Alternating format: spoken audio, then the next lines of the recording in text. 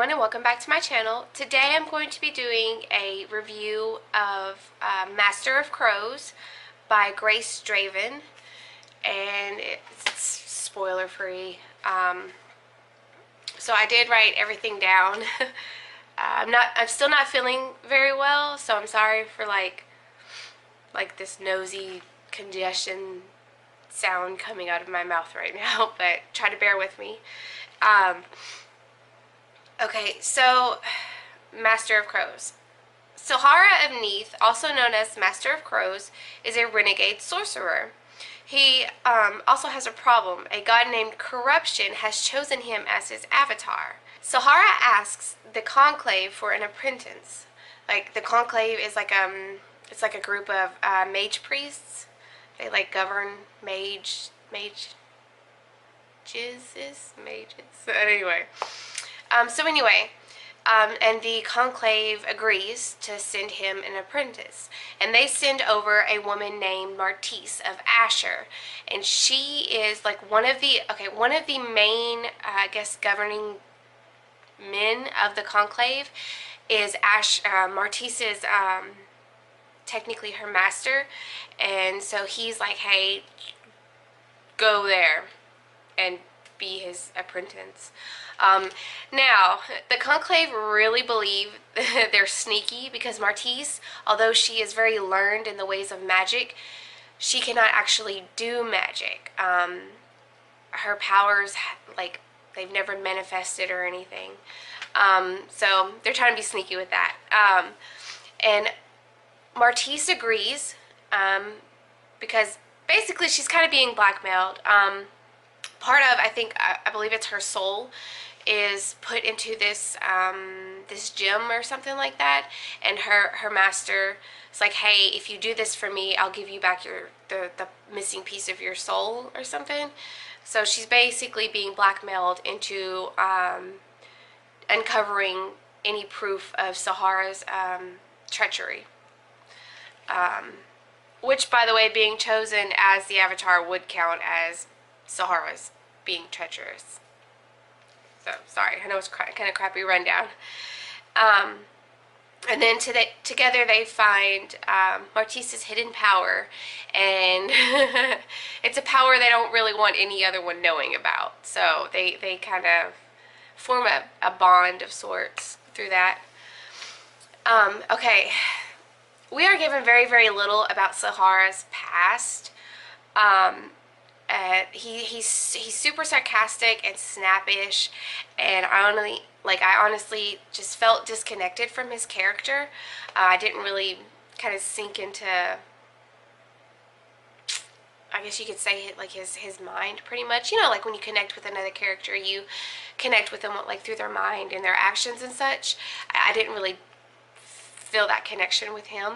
Okay, and then so Martise. So in the beginning, we kind of glimpse a little bit of like who she is and kind of what she's gone through, and you can tell like there's some beating going on. So you'll read something and it's like she holds back what she really wants to say because she's expecting to get hit and stuff like that. And I'm not a fan of that, like being beaten into submission. I'm just not a huge fan. So that kind of like had its drawbacks for me. But I will say that Martise, like as the story progressed, Martise kind of grew, and in part because Sahara didn't hit her. If she said something against what he was trying to propose or anything like that, if she like stood up for herself, he didn't hit her. So I think that helped a whole bunch. And as a victim of domestic abuse, not in my marriage, but previous domestic abuse, I can definitely for sure say it helps when you go to stand up for yourself and nobody hits you for it. I'm nowhere near as scared and shy as what I used to be. So I can definitely say, like, in regards to her growth in that area, it was believable. You know, if you don't have someone hitting on you every time you open your mouth, then there you go. You know, you're gonna feel free. Like, there are things I say to my husband that 10 years ago I wouldn't have said to my ex, because like I knew it was going to happen, you know. So that growth in her character was truly believable, and I appreciated. I don't know if Grace Draven like looked into this, or maybe has a past or anything like that, but I can say for sure that rings true to me. And maybe some other people. I guess everyone handles situations like that differently. But I can't say for the most part that it really rang true for me. Anyway, moving on. So the only magic that was really explained in this book is Martise's, just because I think they found out what her power is and how it works, so they had to kind of work with it a little bit to really see what she was capable of. Other than that, like, I really, like, none of the magic was explained, and it kind of felt hard to, like, imagine it in your head, you know? Now, I don't know if I should have read other books before this one, because this is the Wraith Kings #1, and I know there's another, I believe, trilogy before this one, so I'm not sure if maybe the magic system is really explained in the other books. So maybe if you've read those books, let me know. But I really just felt a big disconnect with the book because of that. Like how do you do this? Some parts were explained just a little bit, but for the most part, I just didn't know what was going on. In terms of world building, I was okay with it. They didn't really go a whole bunch of places. There was Sahara's manor or something like that. It was like really run down and crumbly, and you know, a lot of the inside was like just full of dust and things like that.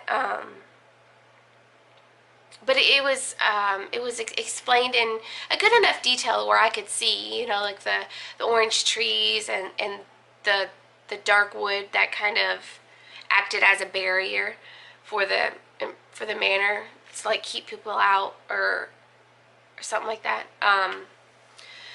Sorry, my brain's a little bit foggy. I had to take some medicine just to be able to talk right now. And then there was another castle of sorts that they went to that was covered in an illusion, and then as they grew closer, like, we were able to see what it really was. I found the layout really interesting as they were running through that castle. I can't remember the name of it, but the world building was good. I believe there was only like 3 places, the 2 manors, and then at the very end that hill. So it was good. Overall, I did find the book to be kind of, I don't know, kind of shallow. It didn't really like go into a bunch of explanations about things, and I really felt that if given a little bit more, just in general, I believe it would have been a lot better for me. This is the first book I've read by Grace Draven, and like I said, I'm not sure if I should have read other ones before this. If you have, or if you know anything about that, just let me know. Alright, so that is it for my spoiler-free review of Master of Crows by Grace Draven. If you are new to my channel, welcome. I try to post at least 3 videos a week. Maybe consider subscribing. I'd really appreciate it. My Twitter and Goodreads accounts will be in the description box below in case you want to follow me on any other social media for random life/book crap. So, alright, that's it. Thank you so much for watching, and I'll see you later.